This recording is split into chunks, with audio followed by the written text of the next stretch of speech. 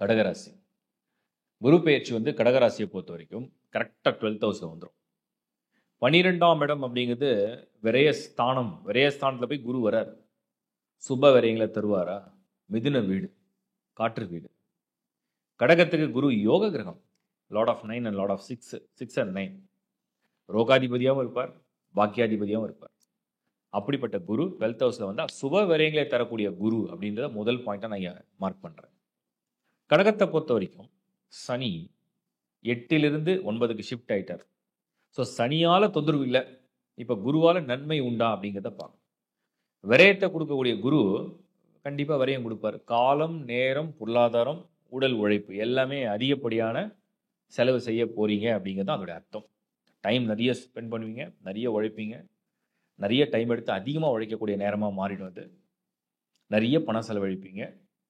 உங்கள் புத்தி, உங்கள் சக்தி எல்லாமே நிறைய விரயம் பண்ணும். குரு 12ல் வந்துட்டாருன்னா நல்ல விஷயத்துக்காக, ஒரு நல்ல விஷயத்துக்காக, சுபமான விஷயத்துக்காக அலைஞ்சு திரிஞ்சு உங்களை வந்து ஓட வைக்கும். ஆனால் அது ஒரு நல்ல விஷயத்துக்காக. கடகத்தை பொறுத்த வரைக்கும் அந்த குரு 12th ஹவுஸில் சார்ஜ் எடுக்கிறாருன்னு சொன்னோம்னா அவருடைய பார்வை பலமாக நமக்கு எவ்வளோ ப்ளஸ்ஸாக இருக்குன்னு பார்க்கணும். ஏன்னா கடகத்துக்கு யோக கிரகம் குரு. இந்த பார்வை பலம் என்ன செய்யும்? முதல் பார்வை கடகத்துக்கு 4ஆம் இடம், துலாம் வீடு. ஸோ குரு 12லேருந்து கடகத்துக்கு 4ஆம் இடத்தை பார்க்குறாரு. 4ஆம் இடம்னா என்ன? சுக சௌகரியங்கள். அப்போ ஒரு பக்கம் அலைச்சலை கொடுக்குறார், இன்னொரு பக்கம் சுக சௌகரியங்களுக்குண்டான இடத்துல வந்து பார்வையை பதிக்கிறார். அது ஒரு தாயுடைய ஸ்தானம்னு சொல்லலாம். அப்போ என்ன நடக்கும் அப்படின்னா கம்ஃபர்ட்ஸை கொடுக்க ஆரம்பிச்சிடும். நீங்கள் என்னதான் தேடி ஈடி அலைஞ்சு உங்கள் நேரம், உங்கள் உழைப்பு, உங்கள் அறிவு எல்லாத்தையும் ஸ்பெண்ட் பண்ணாலுமே அதுக்கேற்ற மாதிரி இன்னொரு பக்கம் வந்து உங்களுக்கு ஒரு கம்ஃபர்ட்டை கொடுக்க ஆரம்பிச்சிடும். இதுதான் வந்து அந்த 4ஆம் இடத்துடைய ஸ்தானத்துடைய பார்வை பலம். அடுத்தது தாயின் ஆசீர்வாதம். ஒருத்தருக்கு வந்து ஒரு அம்மாவுடைய ஆசீர்வாதம் கிடைக்கிறது வந்து மிகப்பெரிய வரம்.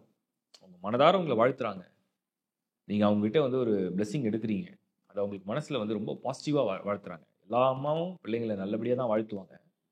ஆனால் சில பேருக்கு அந்த உள் உணர்வுன்னு வரும், இது நடக்க போகுது, இது நிறைவேற போகுது, நீ வந்து வெற்றி அடைய போற, நீ நினைச்சது நடக்க போகுது, கிடைக்க போகுது அப்படிங்கிற அந்த உள் உணர்வோட ஒரு வாழ்த்து இருந்தால் நிச்சயமா நிறைவேறும். அதுதான் இந்த 4th ஹவுஸில் குரு பார்வையோட ஒரு பெரிய பிளெஸிங். கடகமே ஒரு எமோஷனல் கேரக்டர் தான். அவங்களுடைய எமோஷன்ஸை வந்து யாராவது புரிஞ்சு அவங்கள ரொம்ப அன்பா பாசமாக பார்த்துக்கிட்டா உருகிடுவாங்க. ஸோ அப்படிப்பட்ட ராசியில் பிறக்கிறவங்களுக்கு இந்த அம்மாவுடைய ஒரு அரவணைப்பு, ஒரு வாழ்த்து மிகப்பெரிய மாற்றத்தை நமக்கு ஏற்படுத்தும். அடுத்தது அதே கடகமுக்கு நம்ம வந்து குருவுடைய பார்வை எங்கே விழுதுன்னா 6th ஹவுஸ், 6ஆம் இடம். இப்போ தான் உங்களுக்கு மெயின் பாயிண்ட். ஏன்னா குருவே உங்களுக்கு ரோகாதிபதி, அவரே கடன், நோய், எதிரி, அது உபஜயஸ்தானமாக வருது. அந்த இடத்துல குரு பார்வை பதிக்கும் போது எதெல்லாம் உங்களுக்கு போட்டியாக இருக்கோ, எதெல்லாம் உங்களுக்கு எதிர்ப்பாக இருக்கோ, எதெல்லாம் உங்களுக்கு கஷ்டமாக இருக்கோ, எதெல்லாம் உங்களுக்கு எதிரிகளை சந்திக்க வேண்டி வருதோ, எதெல்லாம் உங்களுக்கு வந்து ஒரு மாதிரி நெருக்கடி இருக்கோ, எதெல்லாம் கடன் ஆகுதோ, எதெல்லாம் நோயாக மாறுதோ, அதுக்கெல்லாம் அவருடைய பார்வை என்ன பண்ணும்? ஃபுல் சப்போர்ட் பண்ண ஆரம்பிச்சிடும். இது எப்படின்னா உங்களுக்கு வந்து ஒரு ஒரு உடம்புல ஒரு நோய் இருக்குன்னு வச்சுங்க. உங்கள் பக்கம் ஒரு நல்ல மருத்துவர் இருந்தால் அது என்னென்னு கரெக்டாக ஐடென்டிஃபை பண்ணுறாரு, டயக்னாஸ் பண்ணுறாரு, அதுக்கு ஒரு மெடிசன் தரார், ட்ரீட்மெண்ட் கொடுத்தா நிவர்த்தி பண்ணிடுறாரு. ஸோ பிரச்சனையே வராதுன்றது இங்கே பாயிண்ட் இல்லை. பிரச்சனை வந்தாலும் அது நிவர்த்தி ஆகுதுன்னு அதோடைய பலன். அதுதான் இந்த 6ஆம் இடத்து பார்வையுடைய பலம். உங்களுக்கு ஒரு கடன் வருது, அந்த கடன் எதுக்காகலாம் வரலாம். நீங்கள் ஒரு நல்ல விஷயம் பண்ணலாம், இல்லை வீணான கடனாக இருக்கலாம், இல்லை ஏதோ ஒரு ரிஸ்க் எடுத்தீங்க, ஒரு கடன் ஆயிடுச்சுன்னு நினைக்கலாம்.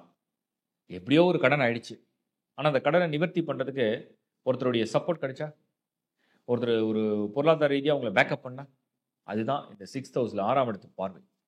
உங்களுக்கு ஒரு போட்டி வருது, ஒரு காம்படிட்டிவ் எக்ஸாம் எழுத போகிறீங்க.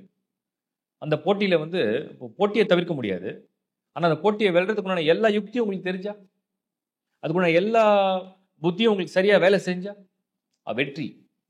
அது இந்த 6ஆம் இடத்து குருவுடைய பார்வையுடைய பலம்.